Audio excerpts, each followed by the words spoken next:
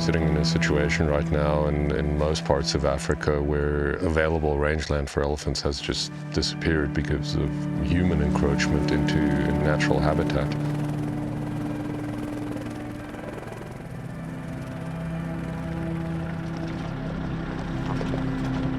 We knew we were facing another drought.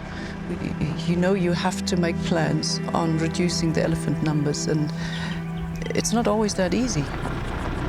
Sometimes you don't want to let an animal go. Sometimes you also have to make a decision.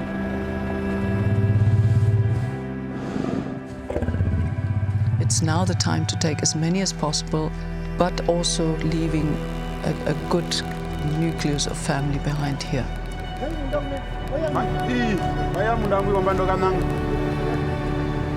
But it's a huge challenge to find the right timing, and where do you find a place to put them?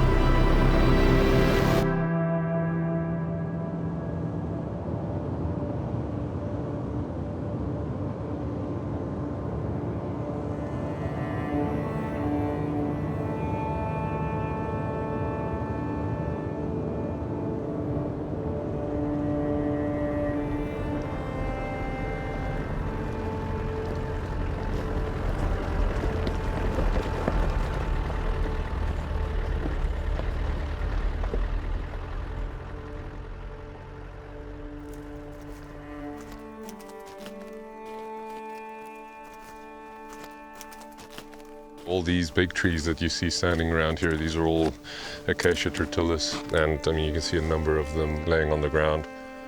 So prior to the elephants taking down all the big trees, this was like a forest of large acacia trees.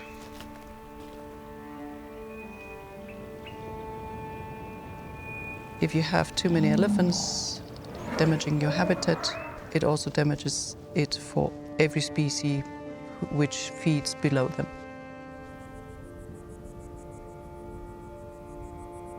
We were lucky now to find a new conservation project in Angola that was looking to reintroduce elephants to an area that for probably the past 50 years hasn't seen any elephants. It's a blessing for us that this has happened now, because we are at the breaking point now where we have too many elephants on the property.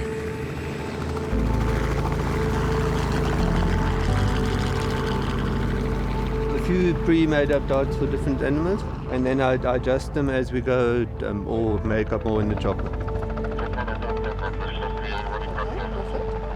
So we got a heifer, dart is in.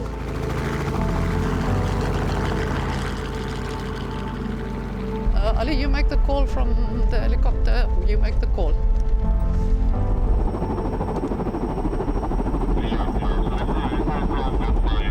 It's beautiful to know that today, after so many years, we can restock so many parks and so many new areas, and especially if you establish a new herd in another area. So that reward is beautiful, and I think that balances out the sadness in yourself of cutting the herd and deciding which family has to be taken to the new place.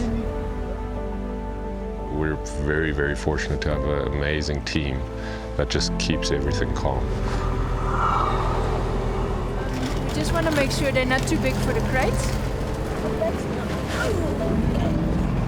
You know, there were people that said it's too far, the roads are too bad, it's too much of a challenge. But when you can lead with practical solutions and you pull together a team that, you know, thrive off of your energy pushing with our family, how you can overcome any challenges.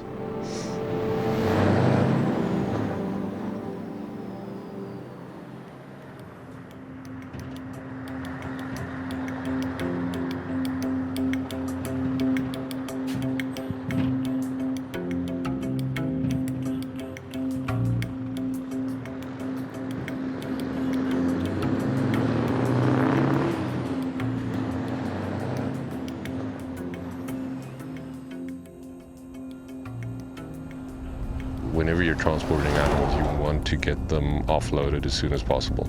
The longer time they spend in the trucks and in the crates, the higher the risk of them getting hurt, hurting each other. The stress levels are always very high. We at the border post of Cuatir, we're having a small stop. Elephants are very thirsty of the long ride. It's a 6-7 hour drive behind us, and we have another 9-hour drive ahead of us before we get to the river crossing, and then we get on the lovely sandy roads.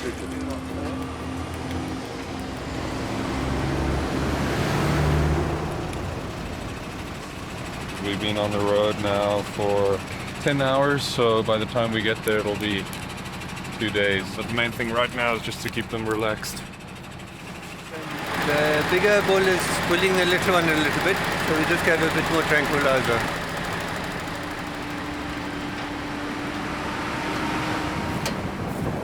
We must have hit something somewhere in the dark. It's hard to see if there's any sharp rocks or sticks or something sticking out, so hit a sharp rock or something.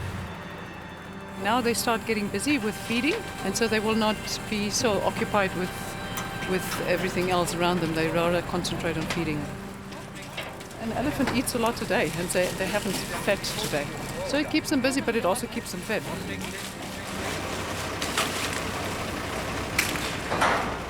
The emotional challenge, it kind of cuts deep into you.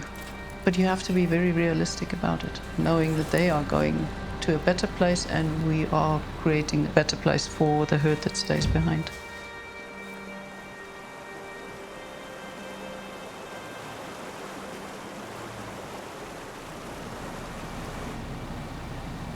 Yeah, she's pulling you, yeah.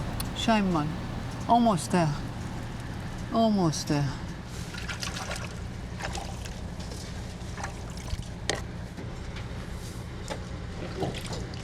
Oh, nice. Food and drink. Everybody's peacemaker. Not too much fighting or pushing. The thing was.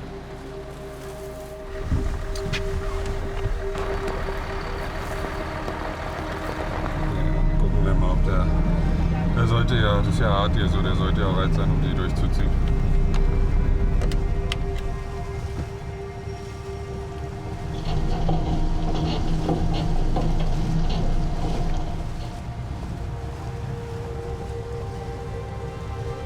You try to iron out any possible hiccup that might take place on the journey ahead, but yet you are still going into the unknown. So the next 40 kilometers are pretty bad roads, which 10K is very, very thick sand. So we built these tracks so the trucks have more grip and float on the sand. But we had to build everything ourselves.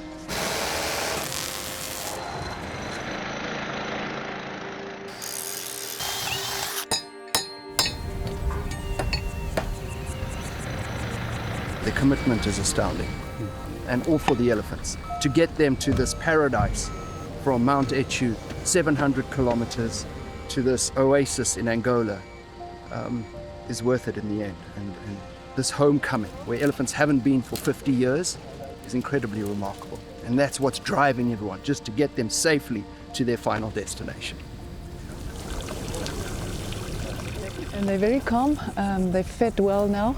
I mean, the next step, the last part, is quite a challenge.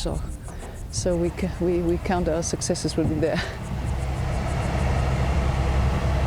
If everything goes to plan, we'll have about 6 hours of this. The next biggest hazard is just flat tires. With all the tree stumps hidden in the sand, you can't really see them.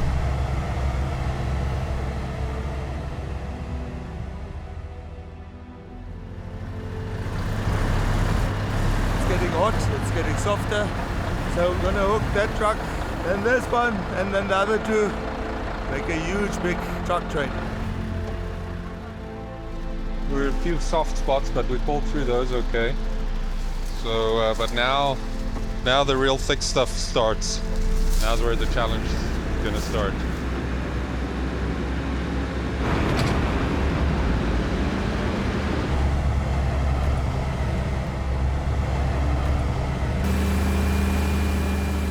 I think the team that they assembled together to do this, it could not get better. Going without sleep for 2-3 days was not even a problem for them. They just jump in and they solve the problems as it arises.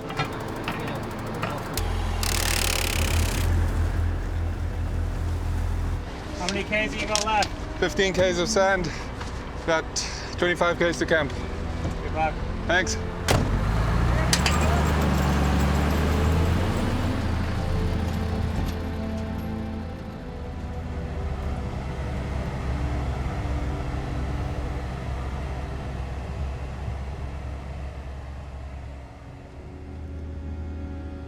About halfway through that road, going all night without sleep and pushing the whole next day and struggling through that sand road, there's a point where you're just physically and mentally so tired. You ask yourself, why are we doing this?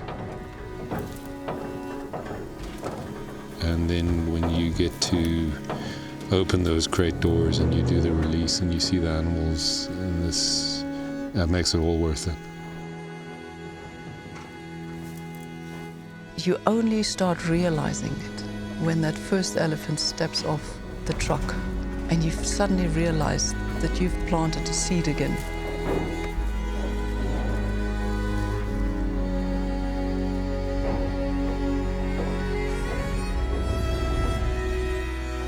This translocation has been the hardest thing I've ever done physically, mentally and emotionally.